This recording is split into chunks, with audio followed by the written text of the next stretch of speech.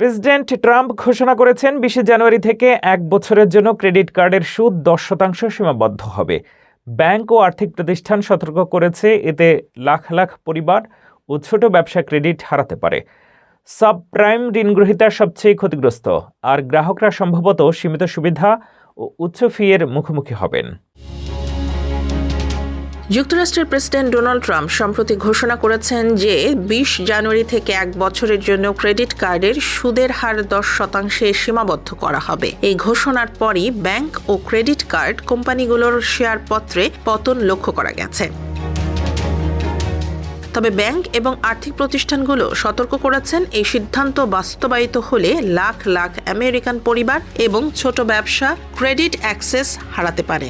বিশেষ করে সাবপ্রাইম ঋণগ্রহীতা সবচেয়ে বেশি ক্ষতিগ্রস্ত হবেন। অনেক প্রতিষ্ঠান মনে করছে ১০% সীমা বজায় রাখলে ক্রেডিট কার্ড কোম্পানিগুলো ক্ষতিপূরণের জন্য উচ্চ ফি আর পুরস্কার কমিয়ে দিতে বাধ্য হবে। গ্রাহকরা হয়তো স্বল্প মেয়াদে সুদ বাঁচাতে পারলেও দীর্ঘমেয়াদে তারা সীমিত সুবিধা এবং কঠিন শর্তে কার্ড ব্যবহার করতে হবে। বিশ্লেষকরা মনে করছেন, প্রেসিডেন্টের ঘোষণাটি মূলত রাজনৈতিক উদ্দেশ্য এবং বাস্তবায়ন আইনগত জটিলতার কারণে সহজ নয়।